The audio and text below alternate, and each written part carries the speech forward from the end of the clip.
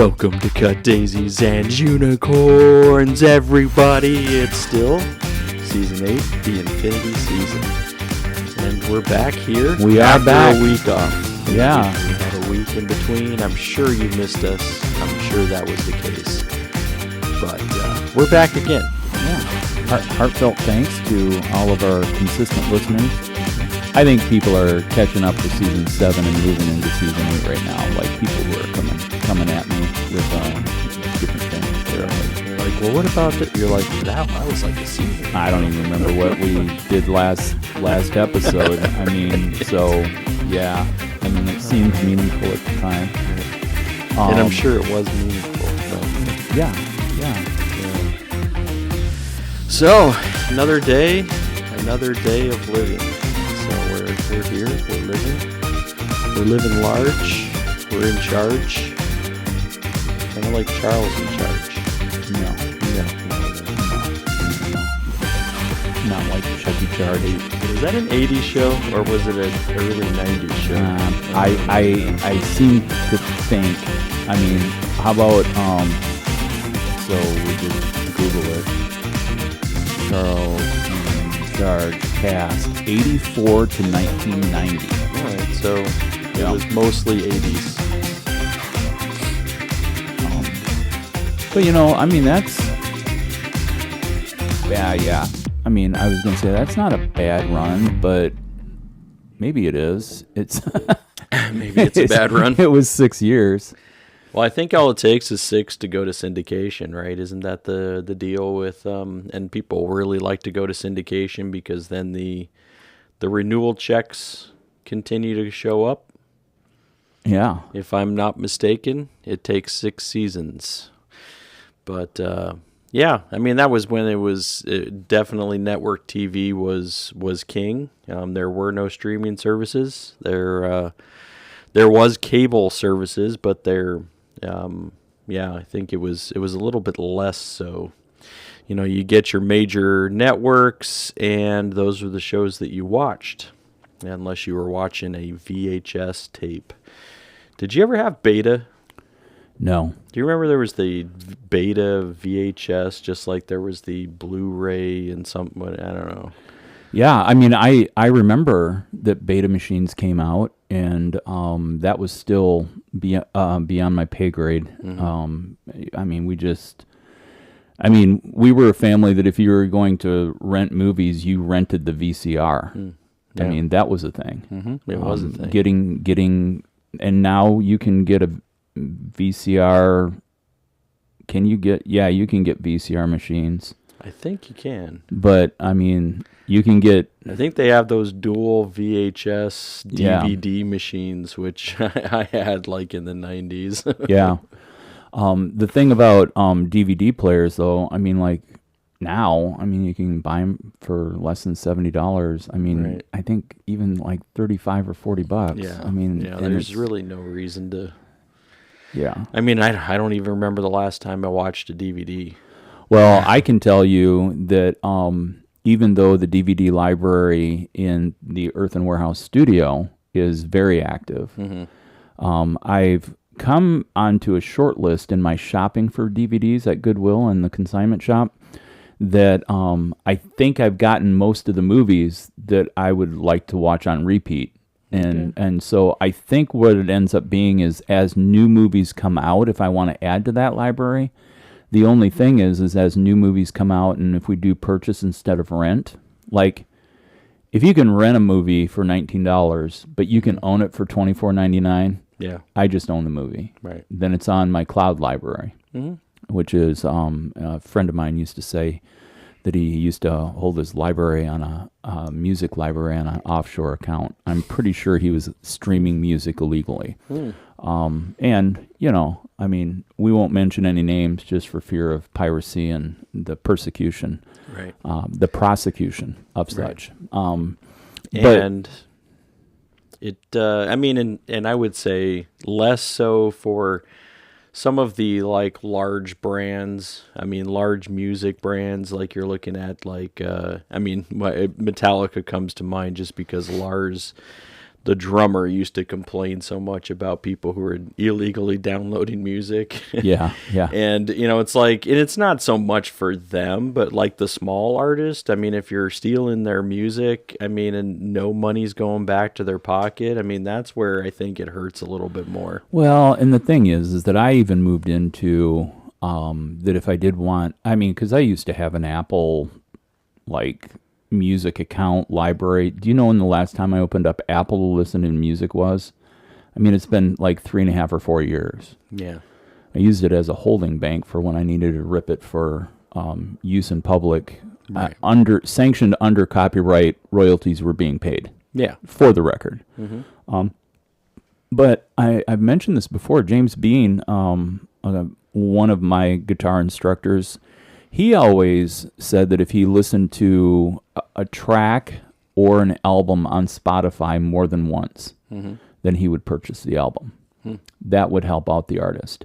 I moved into the place where artists make money is merch. Oh yeah. And so like I just kind of watch my T-shirt inventory, but like that's a way I like to give back. Yeah. And it is giving back because I've already heard the music and I've received it. So now I'm giving back to the artist for the gift of their artistry. Yeah. I think that's a good way to do it. Yeah. Well, I mean, funny quote from Amy. Are you ready for this? Yeah. When I was putting the studio together, so this is about a year and a half ago, she was walking through the studio. We would do Sunday, you could think of it as like board of directors tour. I'd be working through the week, and then she would come up to survey the progress.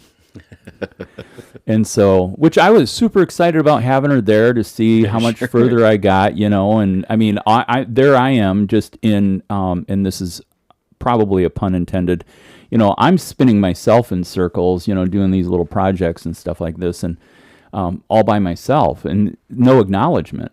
I mean, so I could start talking out loud to myself. Boy, good job, Steve. Good job, Steve. Yeah. Oh, if you man. don't have any cheerleaders, you need to be your own. Yep. So there's a quote for Nick Pranger. And so, so she'd come up and she'd look around and stuff, and I've got the board of directors scolding too. Man, this place is a pit. When are you going to clean this up? You did a shit job. Hey, this week. Well, and so, yeah, that's where I got into the practice of Fridays are cleanup days. You clean up. And for me personally, I would rather drive in on a Monday morning knowing that everything's clean and ready to go. I got a blank slate. And so it just made sense, tidy up, wash dishes, do all the things that you should do so that you have a blank slate. But anyway, my favorite quote from Amy, I need to get back to that. She said, and this is after a year and a half into the development, so I'm probably getting close to, like, at that time I was throwing pots and going through the process, and she's like, now I really understand why there are starving artists.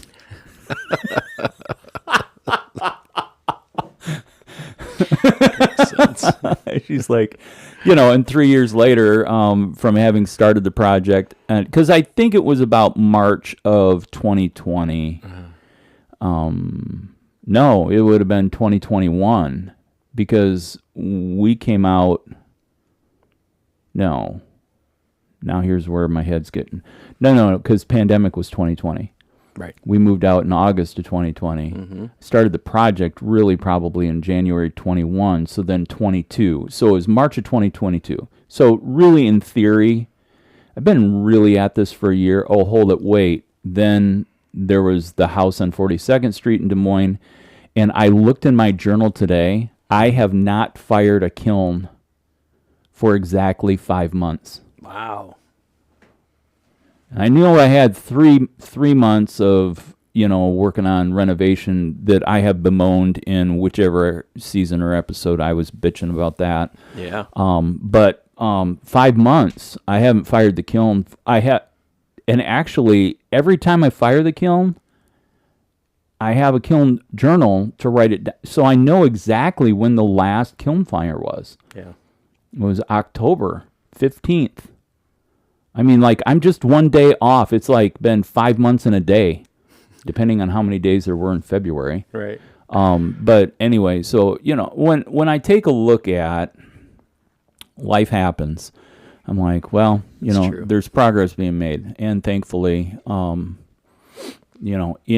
all of this, we are still taking a look at, while we're here doing the podcast, there is a glaze firing happening. Mm-hmm. So the goal this afternoon will be for me to start glazing more pottery to go in after the glazed pottery is pulled out late tomorrow afternoon. Yeah. Well, speaking of your glazing, your firing. Yeah. So when I was in the Valley of the Sun, and that's what they call Phoenix, but Valley of the Sun. The Valley of the Sun. But my mother-in-law. Did you fear any evil? No. No, there's not. Well, I mean, there's probably a lot of evil, but it's Yeah, you didn't. I didn't fear it, Yeah, But my mother-in-law just started doing pottery, like, I don't know, 6 months or a year ago. Or Russ was telling me that she joined the club. She did at the Valley of the Sun. I mean, and their setup, man, is really not like you would like the place where I would like to retire in their in their village. Yeah, I mean, because she says, like, it's really, I mean, and we went through, they showed us around their hood. Yeah. It's Sun City. So Sun City is just for the rest of you out there who don't know Arizona or Sun City, but Sun City is a retirement community. You have to be 55 or older. But they've got... I qualify. Yeah, so they've got 7 different recreational areas. Yeah. And they kind of like key in on certain ones. So like the one that's closest to them is like has a huge pickleball. Now, we talked a little bit about pickleball, but it's a huge, so they got covered indoor pickleball courts, they got an outdoor pickleball courts, it's just pickleball and a little small pool. But then they've got this other center that has all kinds of different stuff. So they got gardening and whatever. So they've got a greenhouse. That's what Russ does. But then they have this other one that has the pottery studio. Yeah. So there's like 3 different rooms. There's lockers up there. When you're at one stage of the bisque fire, you put it up on this side of the shelf where you get the bit. They have another crew that comes in to just do the bisque fires. They've got another crew that comes in that does the glaze fires, and like everything's set up there. They have all of the instruments and tools that you can shape it, mold it, cut it to, form. I mean, all kinds of stuff. Yeah. I was like, I probably should have taken photos, but it's all right. I can imagine. Yeah, but I mean, they had one room. I think they had 3 of your, like the one, the wheel. No, the kiln. Yeah, the kilns, the big ones. So they have 3 of those, and then they've got like 6 smaller ones. Wow. Yeah. That takes some electrical reinforcement going on to be able to have that. I mean, you're talking about a 220 throw leg throw for each one of those kilns, and my large kiln operates off of 60 amps. I mean, so I got 2 30 amp breakers. That's how it works out. If we're not doing math really well in anybody's head, just think of it this way. It's like the same plug-in that you plug your dryer into if you have an electric dryer. Yeah. That's 220. And so 220 is 2 110s. But in commercial rated buildings, they have 204 volt, and then that depends on the electrical company getting set up for the service and all that stuff. Yeah. I'm not sure. There's 3-phase, there's 2-phase, there's single phase. All of these phases just drive me crazy. But I think in 3-phase, like there's current traveling in all 3. There's actually 4 plugs because you've got a neutral, but then there's current traveling in 3 of the wires that are not small wires. Like you could make copper rings out of these kinds of wires. Wow. They're thick because they have to handle the electricity flowing through, and electricity flowing through metal creates resistance, and that's where you get heat. Yeah, that's things I did not know. But it's kind of amazing. I mean, like, so, I always think, like, as you're, you're retired, you're just like, but they're encouraging movement, they're encouraging community, they're encouraging groups of all kinds of affinity, right? They've got a woodworking shop, a metalworking shop, they get, and then of course they have tennis courts and racquetball court. I was like, wow. I'm like, not everybody is involved in these things out here. They're like, yep, some people just like sit at home, like, but they're active. And and to me, I guess it's encouraging to see that there's an encouragement of we should really be wanting and encouraging people to do more things together. So, yeah. So that was it was an interesting part of that to be able to see how much is actually going on. We played mini golf when we were there. So my mother-in-law was talking a lot of junk, saying she's the master at mini golf. So we went out and played, and she's very good. But I only beat her by 5 strokes. So Wow. But I did win. Yeah. So, but it's but she's good. But I'm just a little bit better. Well, and I think the thing Russ was telling me is like not just because of people's financial situation, but they make it very accessible. Oh, yeah. Like the cost is like not much at all. And he was telling me too about the automotive thing with like lifts, and people can work on cars, whether they have old antique cars or if they have cars that they want to work on, changing oil and stuff like that. Yeah, so, and there was a Model T there, so they have some classic cars in too, and yeah. I think he said for his gardening club he pays like $10 a year. I'm like, how does that even help generate? And he's like, I don't even know. Wow. I think that the pottery one was a little bit more expensive, but I think he mentioned like $35. Yeah. Yeah. So I'm like, okay, that's still, so yeah, they're trying to make it so people aren't saying, oh, I can't afford it. Well, yes, most of them are on fixed incomes because they're retired, but right. We can make this accessible so that we can encourage community. Yeah. So. Yeah. So then that retirement community, that would be one step before you would go into a senior living facility. Yeah. But a lot of people buy into senior living much like a retirement community. And then basically it's just a buy-in process for your health care as you continue to corrode. Right. But anyway, yeah. Yeah, and I think then it's always the longer you're active, right, both mentally, physically, right, that your body won't, deteriorate as quickly, right? I think that's the goal, but yeah.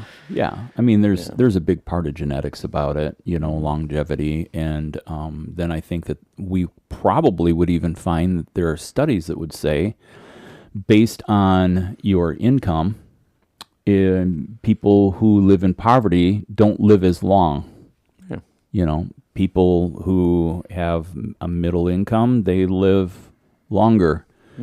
People who are wealthy live longer. Right. And to quote somebody from the 70s, only the good die young. I think that was Billy Joel, probably mid-80s. Right. Yeah. It's a good song. Yeah. Well, I've been perusing. So season 8, episode 5 was our last episode. Sounds about right. Yeah. And we talked about obstacles. We did. Yeah. And I'm looking at YouTube, and there's two 23 minutes and 30 seconds videos on YouTube. So apparently when I uploaded the second video for the Sunday, so combined we have like eight people have at least tried to start watching it. So, but I think that probably I sent you the correct audio file. Audio file, and you probably got it right. But I can see that I've got some catch-up work to do. Yeah. So then you uploaded to. Well, I go to YouTube, and so the YouTube. Apparently, I didn't check the timestamp on the file that I put up. I did have a breakdown issue where, like, my computer, I was having charger problems. Yeah. And my computer shut down in the middle of an upload, and I wonder if I got it mislabeled. So, anyway. My apologies to the masses who continue to hone in. Yeah, at least you're letting them know beforehand. So yeah, yeah. Because I wish sometimes our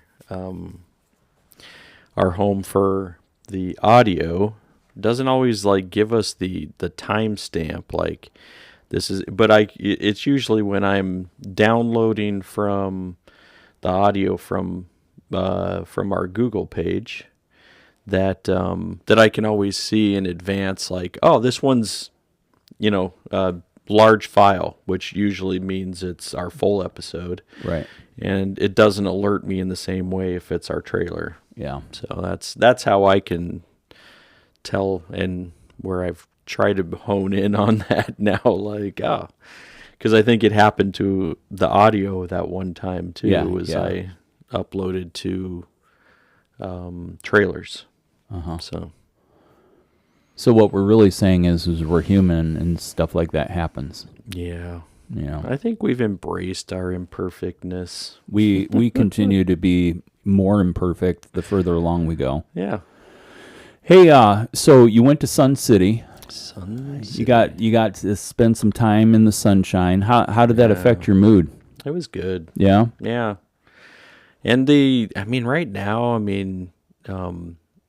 Phoenix area valley, which is both east-west sides, that they've had a lot of rain, a lot of precipitation, and the desert was just alive. Wow. Lots of and some people would say, well, there's not color in there actually is a lot of color in the desert, and there's a lot of life in the desert. Yeah. It's a whole ecosystem of its own. Oh yeah, yeah. Right, and I think with the rain and with some of that, a lot of things were, it was definitely beautiful. Yeah, nice.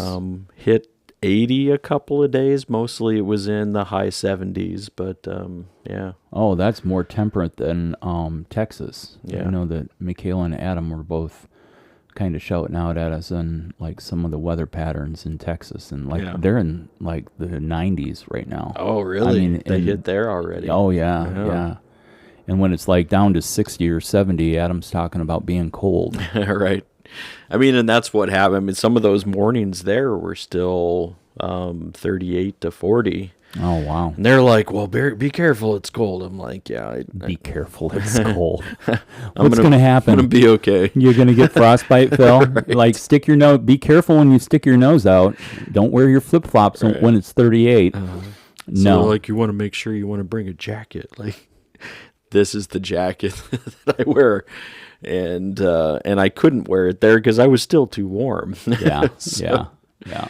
So it's a dry heat, as they say in Arizona. It's a dry heat, but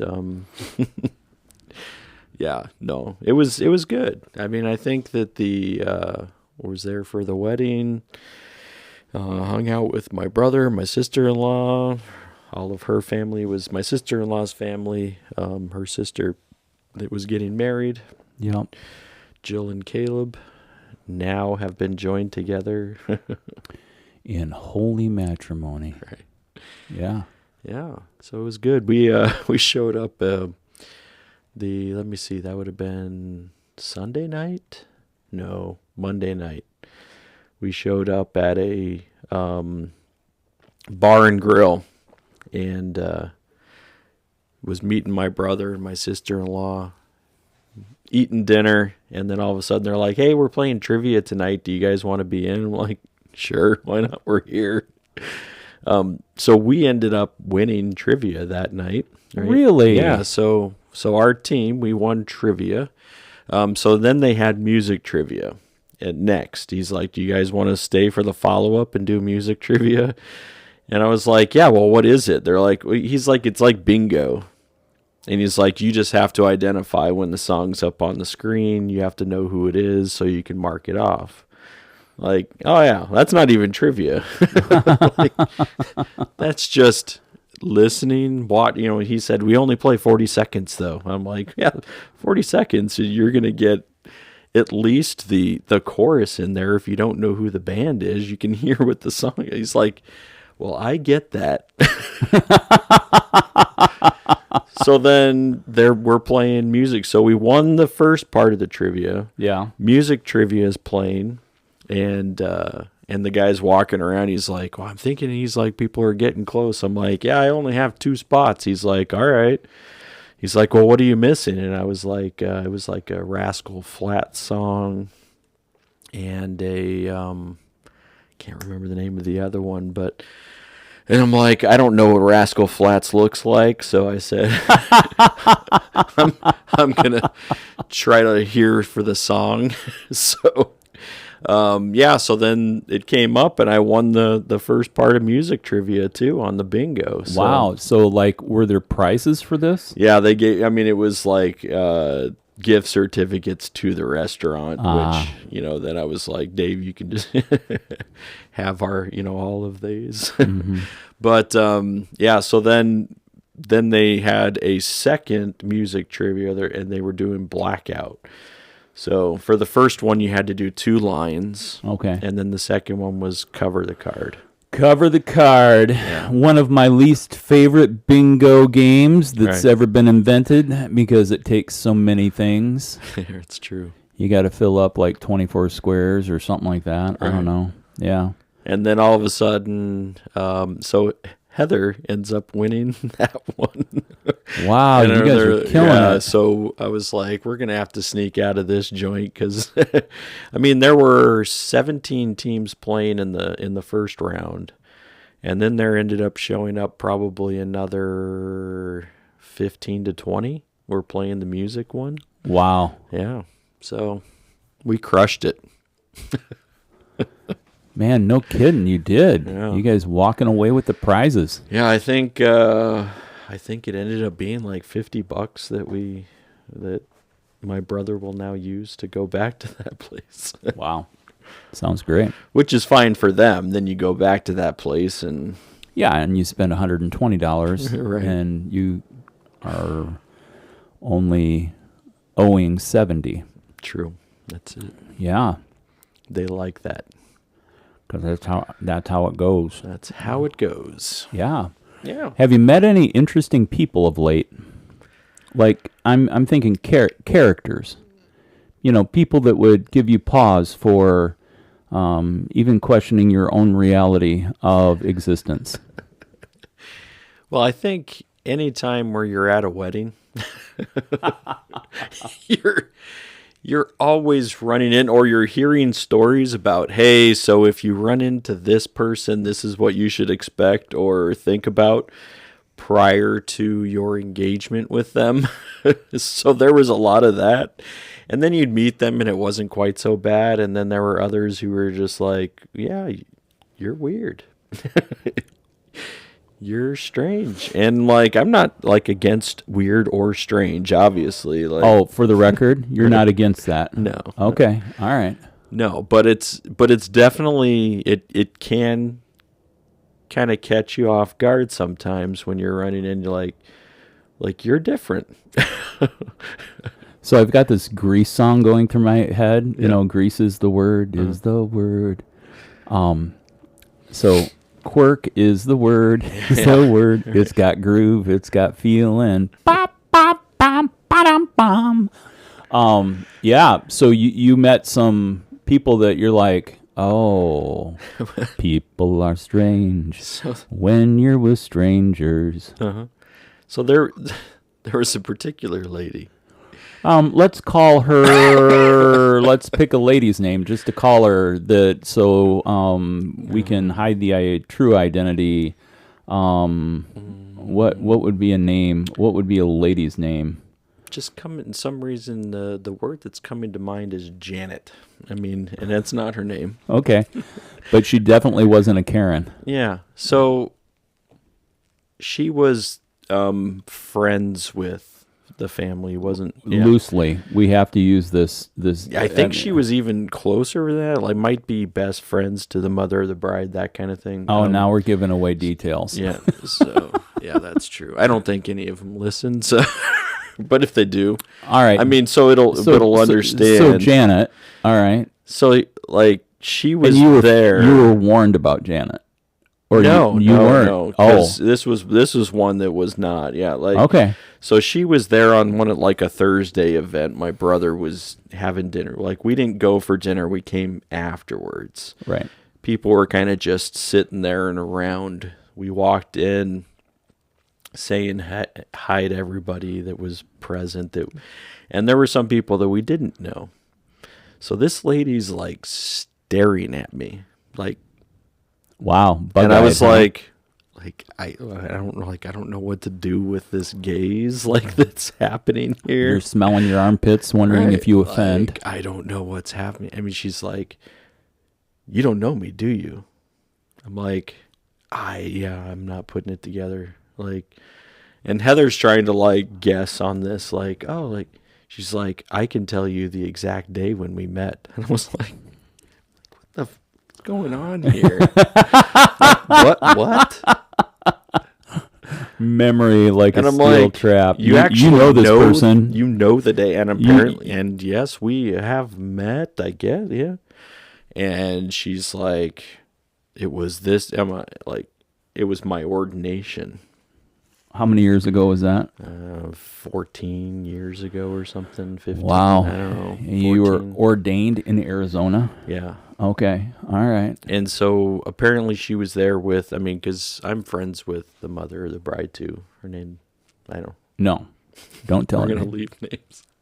But, so like I was like, oh, like, okay, like I'm cool. Like, oh yeah. So, but I still didn't know her name. That's what she was like. So you're like, Janet. Yeah. Just say it. Yeah. Like, I don't know. If it was 14 years since the last time I saw you, like, yeah, you know how many people I've interacted with over 14 years? Yeah. Plenty. So then finally she says her name, Janet. Thank you. All right, cool. Hey, Janet, how are you? We're good now? Yeah. But she kept staring, wow. What do you want? What? So that's, I mean, it gets awkward. Yeah. I'm like, okay, cool. And so then she's in Ohio, and she goes to the Ohio State football games. Okay. She's like, how close are you to Northwestern? Like, I don't know, 20 minutes, 25 minutes. Yeah. Oh, well, maybe when we come to the Ohio State games, that we'll come through and, stop in Chicago. I'm like, okay. Oh, so she's a self-inviter. She's talking about how much that she loves Ohio State football games. And you know that Ohio State is part of the Big Ten, and you know Northwestern is a part of the Big Ten. And within the proximity, I mean, you're a 25-minute drive away, and you're not saying to her, hey, do you ever get out to Chicago to see the Ohio State game? You're not carrying that conversation, but she self-invites herself to interact with you again. Right. She didn't say, hey, could we stay at your house for the Northwestern game? Yeah. She didn't say that. But she's like, hey, if we come out, then we could go to the game together. Yeah, almost that, yeah. Wow. I'm like, wow, like we've advanced this relationship apparently. Wow. We're advanced now. I don't know. I mean, and a she's self-inviter. She is a perfectly nice lady. You know, it was somewhat Is nice really perfect, Phil? yeah. I mean, like, rethink that phrase. right. She's a perfectly nice lady. Really? Is that good? Is that perfect? That's imperfect. Perfectly nice, you know. No. I mean, nice can be such an Achilles heel. Just because you're nice, then, I mean, like, yeah. So go ahead. This is my Yeah. psychobabble going on. no, I had a this counselor, like, really take me in depth about being nice. And Yeah. so, but Janet, so Janet invited herself to visit Chicagoland, which, that she's been through here. She just didn't know that she had me here. yeah, her long lost 14 years lost friend, Phil, that obviously you're eye candy to her because she was staring you down. Yeah, I don't know what was happening. Yeah. Don't know.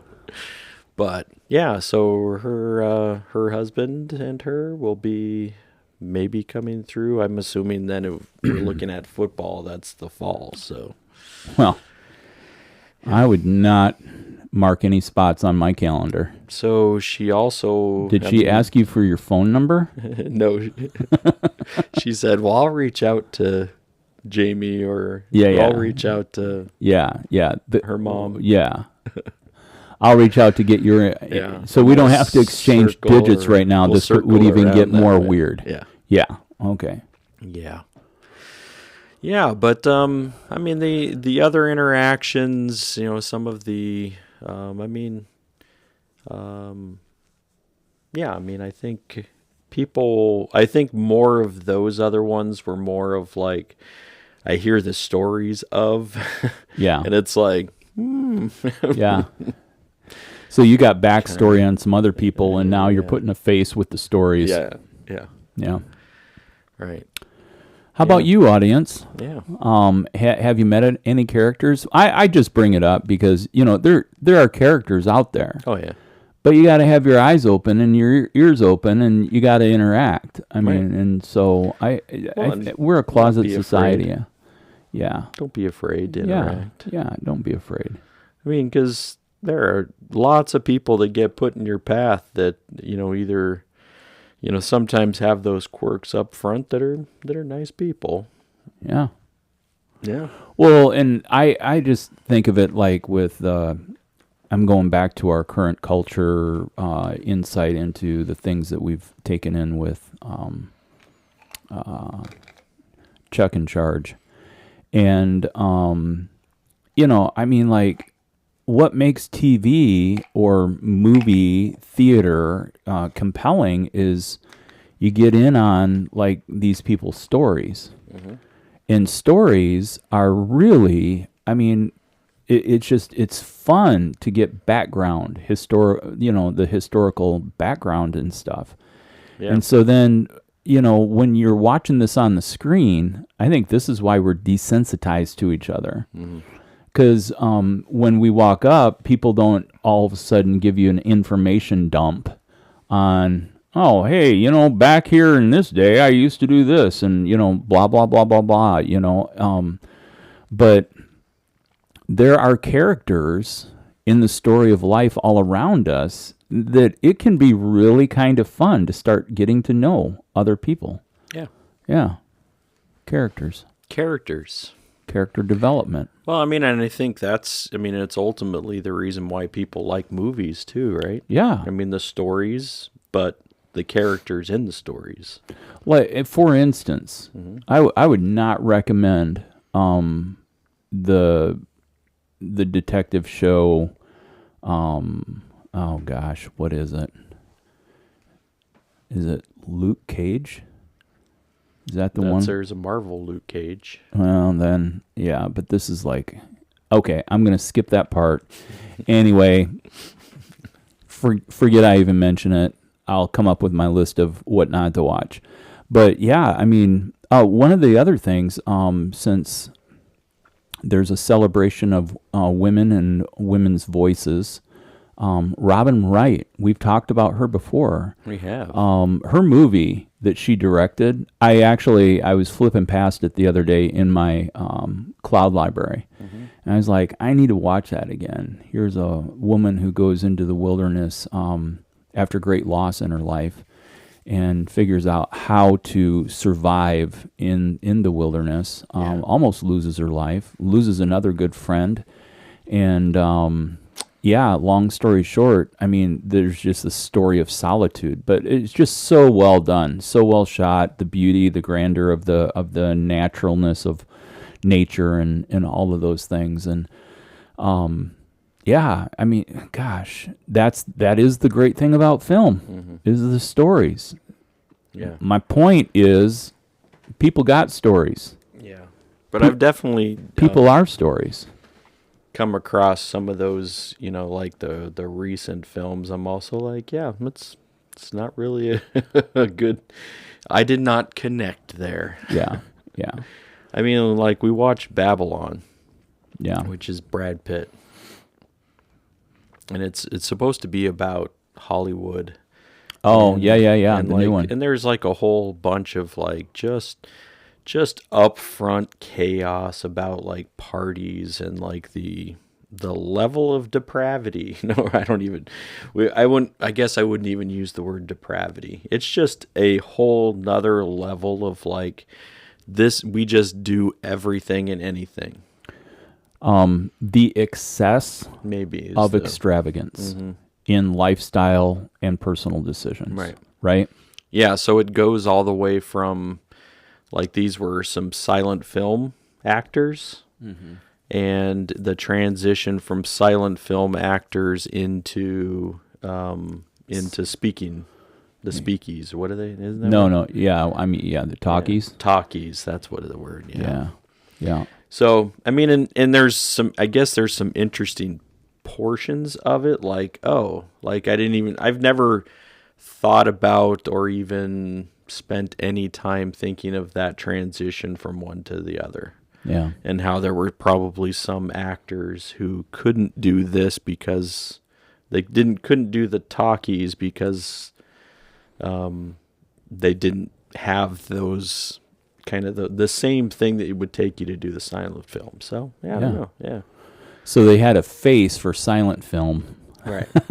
But they did not have a voice. They did for not the have a talkies. voice, which is different than having a voice for radio or a face for Face radio. for radio. Yeah. Oh man.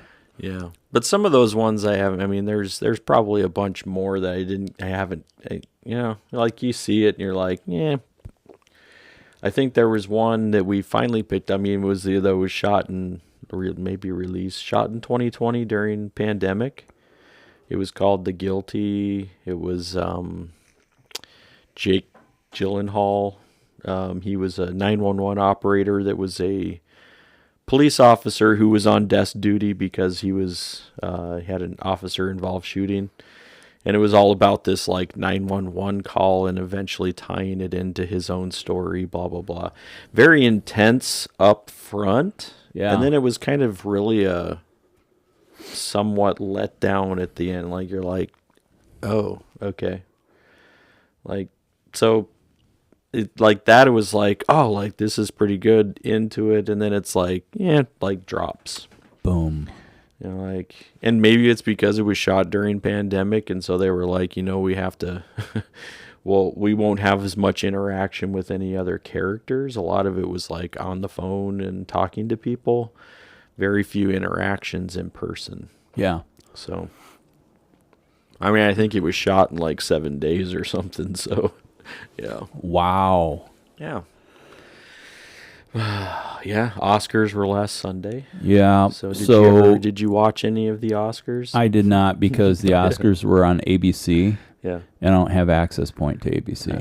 And so, which if you have Hulu, you can have access. But I don't have Hulu, and I'm okay with that. Don't need anybody's sign in or password. I think I've tried to give you my Hulu password before. Yeah. Yeah, just trying to, live One day at a time. in that moment, But I didn't watch it either, so Yeah, I don't watch many award shows. So I really like the Emmys because it's around music. Grammys, I like the Grammys. That's what I mean. Emmys are television shows. Grammys are music. Yeah. See, award shows. Right. That's what I know about it. Right. And we usually we usually watch the Grammys. We don't watch anything else. So, Yeah. Yeah. And I think there's an American Music Awards too, but I don't. The AMAs. Yeah. Yep. I don't really watch that one either. Yeah. I should get on that train. I think there's also a Country Music Awards. I don't watch that one either. Yeah. But yeah. Yeah. Award shows. There you go. What was the draw for award shows? Because it's like now it almost seems like the rich and the famous celebrating the rich and the famous.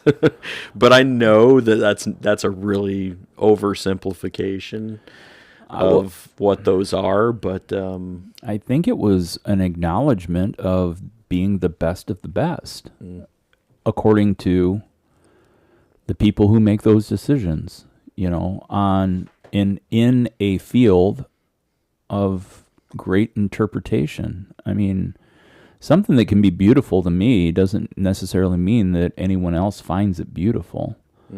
And I know that this moves into, really probably for the rest of our time, I would love to have this discussion, and we finally stumbled upon it. But talk to me about your views on absolute truth.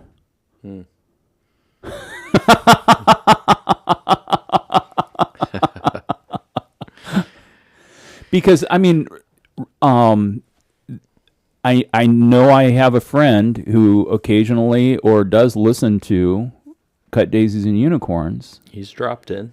And a live show he asked about this. So the whole thing about relativism. right. Am I saying that right? Yeah. Yeah.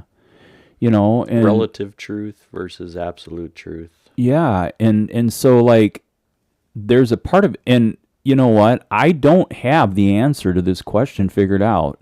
Yeah, I don't. Welcome to Cut Daisies and Unicorns. Right. We're going to ask questions that we don't know the answers to, and we're going to lead you down to a path that at least maybe you'll go, man, I haven't really thought about it, or I haven't thought about it that way. All right, that's the disclaimer. # unicorn disclaimer unite. But really, there's stuff that I do in art, or as an artist, that I find completely gratifying and satisfying. But then in it, not everyone else sees the beauty that I see. Right. I've actually had somebody challenge me about my motive for creating. That they didn't like it. Well, I mean, saying I don't want to get into all of the conversation, Right. In regards to it, but that, well, Steve, why are you creating? And I mean, I think the person was coming from an argument that all things that I create should be unto God's glory. And me, I don't go that deep with it. I just know that I've got stuff in me that needs to come out. Right. And, and in that, I'm going to do things that seem to me to be authentically from my hand. Yeah. So but I think that's where it leads to. Okay. Because the idea of absolute is saying there isn't another way. Right? So an absolute truth says this is not, this is up for interpretation. Yeah. And so I think that it leads people, down a path in particular that it also says like, well, this is how I know that it's done. Maybe they've heard from somebody in a creative process that says like, this is how you create and this is what you create for. And then they think, oh, so if this is, and then I've maybe seen it now I'm going to apply it to everything. Apply all. Yeah. So like if you're creating, you should be creating for that. And you're like, but that's not my experience. And that's where you get into the relativity. Like, so, and that's when you hear about your truth versus my truth versus whatever their truth. And so then you're saying, so my experience is this in creation, right? In creating, creativeness. Yeah. Is that it comes from here. Like there's something in me, I'm getting it out. Like that's my purpose. That's what I do. That's what I envision is happening in me. I'm trying to get it out. And somebody's like, yeah, but it should be for this. And you're like, but is there room for this too? So when I think when we've been asked this question before, it has come to religious views and, and people's personal faith and faith walk and how that all fits together. I just interject that because that's one platform. Right. So we've used the term absolute. We've used the term relative. Mm-hmm. I want to introduce a new word. And I don't think I've heard this before, but it may be the thing that moves the conversation into community. Because we know that two thoughts is a dualistic way to approach. One is typically against the other. That's a dualistic thinking. It's the way that our human brains are set up. It's why there is a winner and a loser. And if which you may not know that you are, but you are tribal in your approach to life. Tribal thought process is that I want to attach myself to others who are like-minded, others who are like me, that I feel that I'm a part of. So anyway, so absolute truth, relative truth. What about perceived truth? Yeah. I mean, is that a thing out there? Yeah. Oh, cool. So I'm not reinventing the wheel. No, but I mean, you can go on. What do you, when you were thinking of perceived truth? Well, I think then it gives people a tool that they can identify where another person's coming from. Because in my core values, I'm always going to be seeking to understand before being understood. Right. Just, can I ask you another question? Can I clarify? Mm-hmm. I heard you say this. Did you say that? Like, is that what you said? Right. Is that exactly what you meant? Mm-hmm. Is that generally what you meant? See how by framing those questions, mm-hmm. I'm forming am I directly cutting into this to be able to find out what's going on? Or am I leaving the edges smudged and a little blurry around that to be able to, in a more general sense, find out, what's pushing, what's motivating, what is the baseline of this person that I'm interacting with. Yeah. But I think that if keeping those three things, hey, is this an absolute truth? And then you probably ask yourself a question of your own values.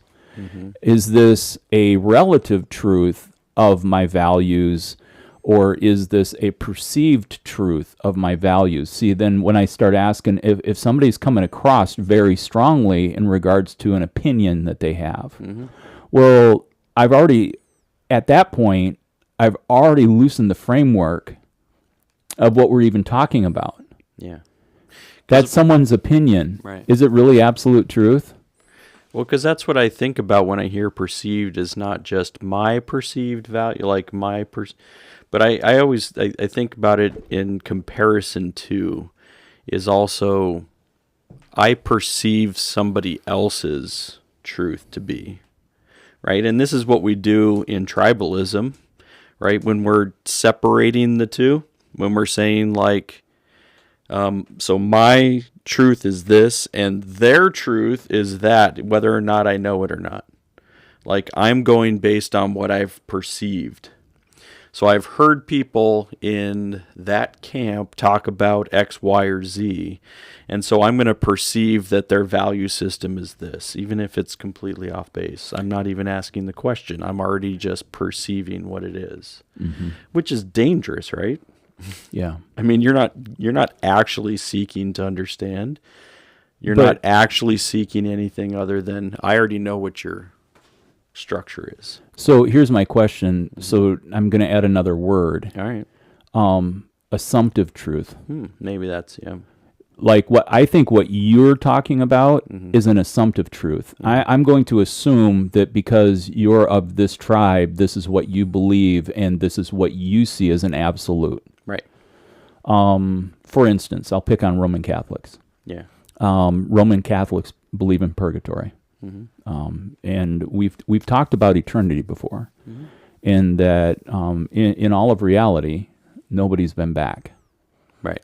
So like there's a part of like the English word faith really playing a big part in what happens after you die. Right. All right. So, but the Roman Catholics believe in purgatory, and purgatory is a process of purification to be able to make it into Heaven. the heavenly heavens. Yeah. And so, but just because when I'm sitting on a park bench and I'm having a conversation and somebody says, "Oh, my sister goes to the Catholic Church."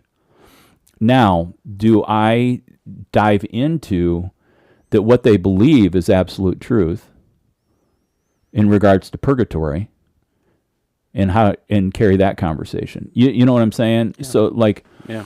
But I think in this realm, I mean, I know people of faith, like faith walks or of belief systems that would be like, well, if you're Roman Catholic, all Roman Catholics are going to hell.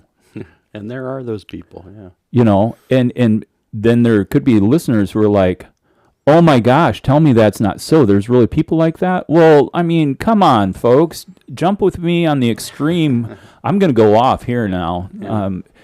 Everybody's been waiting a whole episode for this. But, I mean, like, there are people in our nation who are white supremacists. Yeah. They want people of any color. And actually, there can be other white people, but they're of other ethnicities that they want to harm. Yeah. I mean, that is, and everybody's like, you know, we were having such a nice, light, fluffy episode. How come you had to bring race into it? Yeah. But see, there's where the thing is that when you get into race, it's really easy in tribalism to talk about white and black because they're opposite, right? One skin color is totally different than the other. One has more melatonin. but the reality is, you can come back to a unifying factor. We're all human. Yeah. It's not about race. Like when maybe we all need helicopters to get to a higher level of view. We need to elevate how we're viewing what's going on. Sure. And so, but I think, you know, assumption plays into, but perceived truth, I think, comes back to how you view it and how you take it in. And I think that has to do with personal biases in your own narrative. Right. Well, and I think there's a lot, because when you're dealing with somebody's core values, right? I mean, that's going to your very self. and a lot of our, core values have been established over time, whether it's family, whether it's religious structures, everything plays into that. So our core values, when they're messed with, right? Somebody's messing with my core value, I'm fighting back. And I think that's where, then when you're dealing with it, this is almost like when absolute truth collides. So if I'm holding this, and it happens a lot in religious structures, right? So somebody's holding an absolute truth, religious, like statement, and then you come across another religious structure that's an absolute truth that the two cannot be the same. Like you can't say that this is absolute truth and this one at the same time. And so guess what happens? War. Right, and this is where they talk about, the problems with, that religion has caused over the course of history. Right. Is when absolute truth collides, or when those systems, start to fight and have war. Yeah. And so when you've seen that, when you're going through it, I mean, this is when people are like, well, I've seen you're talking about so I'm going to move in a different direction and say there is no absolute truth.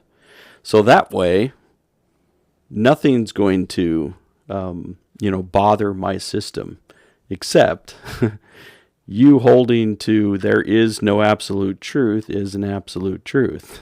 Right. And you're like, but you just said you're not holding to absolute truth, but you're saying now that you're stating that there's an absolute truth that there is none. Well, either way, it's an absolute truth. So what's really at play here? And that's where I would move into in a reconciliation from an elevated view.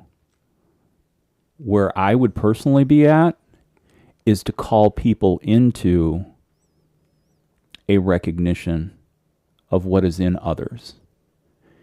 And in that, to be able to declare, listen, we have different values. If you want to talk about my values, I'm cool to share that with you. Yeah. But I am not here to make my values be yours. But I'm going to live out my values. Mm-hmm. And by putting the action into living out my values, then that is where we have to look at how. I'm going to get really weird on this. Make it weird. Hey, Pete, if you ever hear this, we'd love to have you on the show. Pete Holmes, that is. Right. All of a sudden, we get a bunch of emails from Pete's across. I'm a Pete. Hey, Peter. But if we don't want artificial intelligence to kill off humanity, humanity's going to have to learn how to live with itself. That's true. And people are like, wow, that really did get weird. How do we get to robots killing us? Yeah, we took a turn. Well, I mean, we've talked about this in past episodes. And so you just have to go back and you have to look for, I think in our last Fringe episode, even in the Infinity season, we talked about artificial intelligence, the development of it, what's going on with these speechwriter programs and all this stuff. And but hey, what does it mean? You're not giving up your values. You're not surrendering. You're not losing. Ultimately, there's the part, right? I can't lose this fight. Yeah. But what's the game? Yeah. What's the purpose? Mm-hmm. And so like I would move into, I want to live a life of ambassadorship. Mm-hmm. Now there's a word in Christian circles that isn't really being highlighted right now, right? No. But we're called to it in Scripture. Is we're ambassadors. Right. We're not even talking about our position within the seat of what's going on. But, I mean, there are so many opportunities that what we can do is that we can be able to build bridges to other humans. Just because someone is Muslim does not mean that they are my enemy. Right. And that's a religious part. Just because someone is Russian, even with what's going on in Ukraine right now, that doesn't make a Russian who lives on my block my enemy. It doesn't even make my neighbors my enemy if they don't pick up their shit. Right. Yeah. So, I mean, going back to that, I mean, you're talking, sacred text, though, right? So you're saying, I mean, I think there's another passage that also talks about consider others better than yourself, right? So that's, I mean, so if you're looking at your mind and your mind is saying, like, I'm going to come to the conversation saying I'm going to hold a hierarchy of values. My values are going to be better than yours. I mean, and it doesn't say that. I mean, but it does say, all right, so if I'm going to consider someone to be better than, right, I'm going to take humility on, and I'm going to consider someone higher than me. What does that mean? It means that I should be taking into perspective somebody else, right? It means I should be saying, all right, I need to try to understand somebody before I'm trying to, like bum rush them. Yeah. Let me just unload on you. Well, has that ever worked? Anybody? I've never seen it work. We're looking for somebody to send us, some kind of information when it did work for them. Yeah. I've never heard it still. I mean, I've asked for it before, but like, has that ever really? No, I've never seen it work. So therefore, in my mind, current, that is not an option for you. Well, like you don't just say, let me just unload on you, and then eventually you're going to embrace my values. So, but then we move into, like, you're sharing an experiential, creating your own absolute truth when you tell people that they can't bum rush. Yeah, and it might be a good thing to embrace then. But I bring that up, identifying it, to help other people be able to say and listen to what's going on in regards to what happens. So the perceived, assumed, but challenging our own part. I had a real life situation just yesterday. I was in a car and I was driving, and there was a young boy, probably I would say between 8 and 10 years old. So was he driving? Prepubescent. No, he was on a motorized skateboard or scooter, and he was trying to cross the street. And he was at it's a tri-intersection. Stop signs, everybody's supposed to stop, yield, whatever. But these people who are coming out of this one facility were insisting on blowing through this stop sign, and this kid was waiting to cross. Yeah. Well, our law is if a pedestrian steps into a crosswalk, you're supposed to stop. Pedestrians always have a right of way. Yeah. So this kid, I mean, literally, I was stopped, and I didn't have anybody behind me at the time. I was stopped. I watched 3 SUVs driven by soccer moms. Sorry, I'm just going to call it. Yeah. Who were in such a hurry to move on to the next thing that they blew through this kid in the crosswalk. Now, what I'm going to... This seemingly paints a picture of me in a good light. That's not where I'm going with this. Where I'm going is that took retraining in my mind, because I have often been in such a hurry that I'll blow through and not give the pedestrian the right of way. Yeah. And so this is where preferring one another, preferring someone better than yourself. Did I have somewhere to go? Yes. Was I in a hurry? On a scale of 1 to 10, I was probably a 5 or 6. Not in I'm running late, it's an 11. So finally, I'm stopped. I got a Benz behind me, and then another, I don't know, Yukon or something like that pulls up. And I just looked at the kid and I waved to him to cross. Mm-hmm. And this other car pulled up, and he stops right in the middle of the crosswalk because he doesn't know if this car sees him. He's short enough, doesn't know whether to go, and I just kept waving him over. And as he crossed, then the other person took off behind him, cut the corner short to be able to get on their way. But then as I drove through the intersection, he stopped. He gave me a thumbs up and he said, thank you. Like he just mouthed the words, thank you. I'm like, but again, internally, what I saw myself in that situation was how many times had I blown by a kid like that?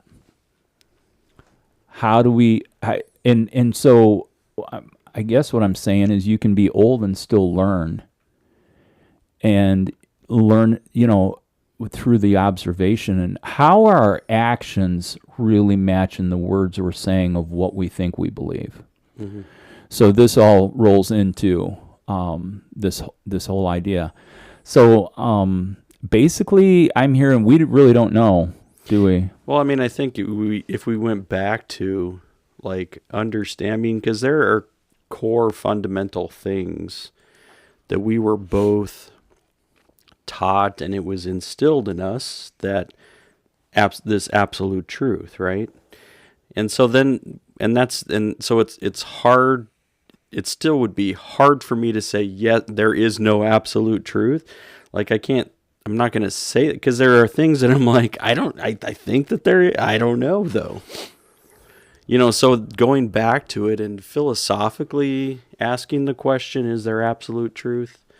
Versus like I know the standard answer for that for a Christian. Yeah. And the Christians would say yes. And that interaction between Jesus and Pontius Pilate, right? Sure. And Pilate says, what is truth, right? And that's always addressed. And Jesus, Jesus kind of keeps his mouth shut at that, because he's like, I'm already telling you, right?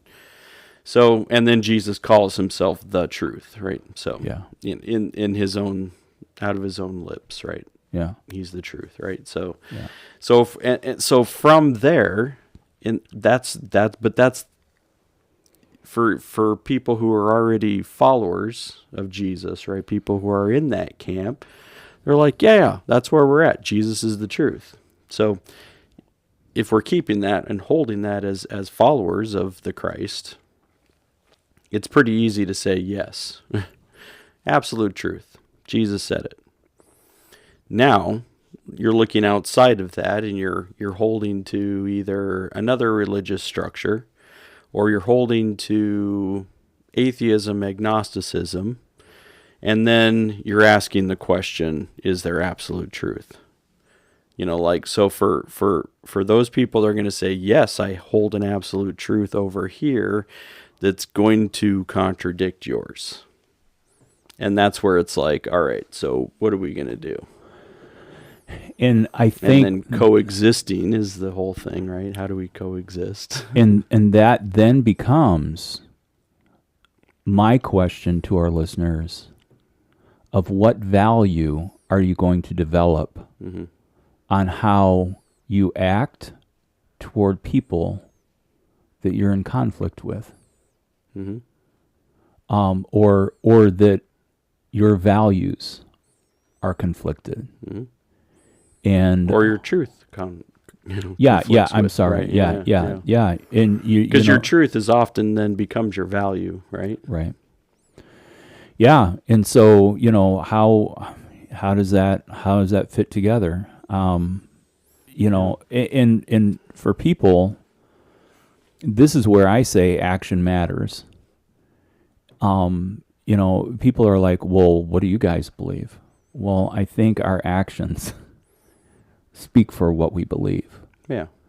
And they're like, yeah, but I've heard your words and I'm really confused. Right. And that's why I hear you. And with that, I would come back to say, that's why it's so important to be involved in community, so that your actions can be seen, and that you're not, like in a place where you're just using words, mm-hmm. And that it's just things that slip off into the ethos and, never to be heard again, except by the aliens that live out by Saturn. Right. I think that's where, if you're listening to that, we do have, and I'd say we hold probably people as a priority. for that people and relationship is going to be the priority, is going to be a fundamental value.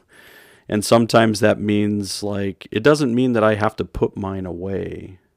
And even in humility, it doesn't, considering somebody better than yourself, it doesn't mean that you're erasing you.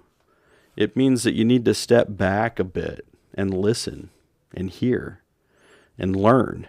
Yeah. I mean, that's what we talk about. We've talked about it before, but Yeah. but like, if we're not in that mode and we're just like, well, I'm going to just move forward with my perception, my perceived truth, assumptive truth about others. If I'm just going to move forward in that there's going to be a lot of death in your wake then. Yeah.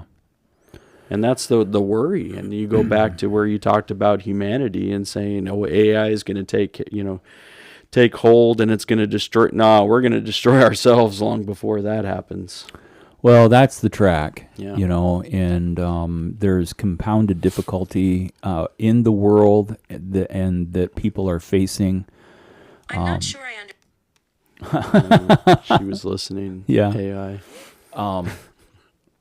Yeah, and I don't know how to put a bow on it really to finish up for the day, but I guess what I move into is that there are values held within that in a nurture situation were instilled. And then I think that we look in the evolution of humanity throughout the aging process, and we can look and see that there is transitional shifts that occur, and values are not only reinforced, but they're also transformed. Mm-hmm. And so, just take a look at it. But I can get on board with that. I think that people with belief systems that are aimed at harming other individuals, I can absolutely, for me, I can get on board and say, no, I'm not for that. Yeah. And in this situation, what's going through my mind is white nationalism, white supremacy. I have far too greater. I think of my buddy Jordan that I keep, peeling the layer back. He's one of the checkers and baggers at the grocery store I go to. But this kid is warm. I don't know what his history is. I don't know what his story is. I know he probably rides on a bus to be able to bag groceries. Mm-hmm. But gosh, what a smile.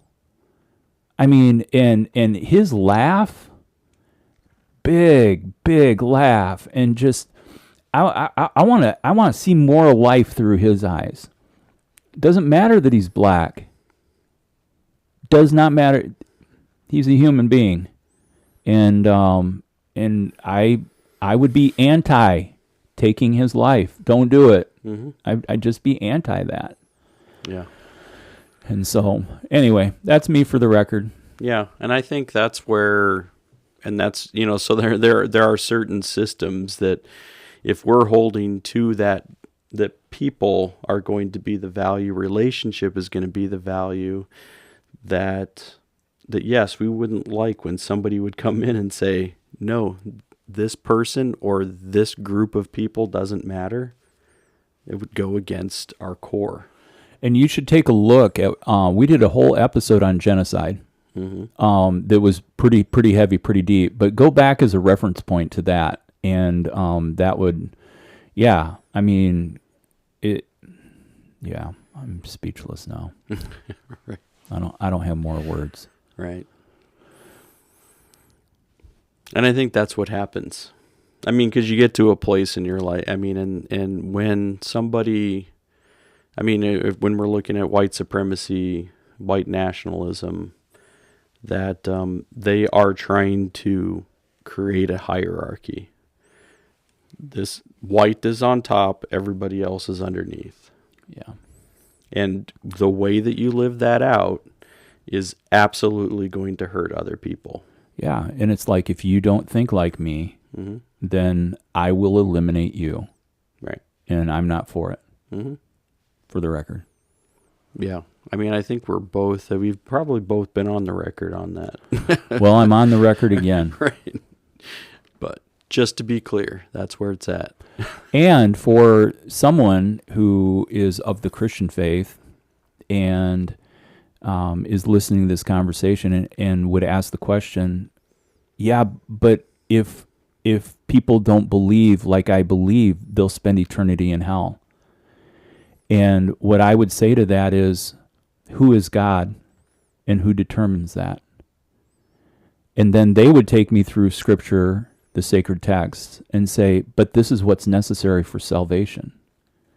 And I would answer that everything that's necessary for salvation has been provided. And I can trust the God of provision, who has provided what is needed to do the work in the heart of people, and that my actions that I'm acting out towards other humans will reinforce already what God's at work doing. Perfect. For the record. For the record. Right. Hey, Phil, as we close up, is there any off-the-record things that you want to share?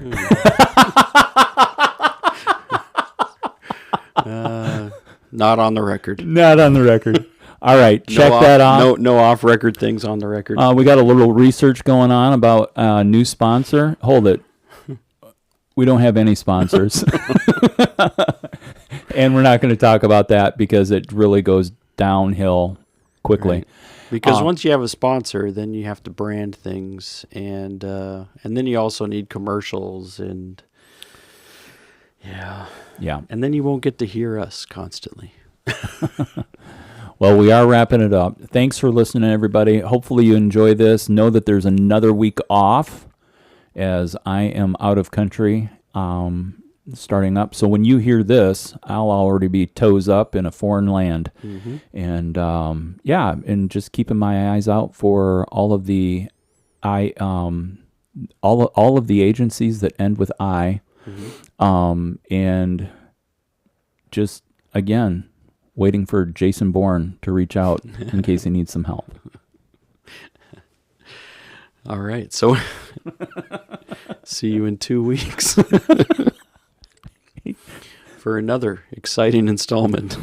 And I'll close with, this is my perceived reality. Thanks for being a part of it. Peace, everybody.